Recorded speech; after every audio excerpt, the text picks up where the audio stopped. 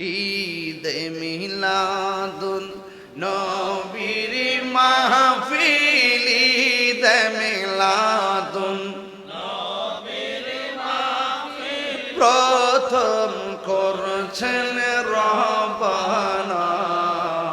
ঈমান তারগণ জুলুস করোনা ঈমান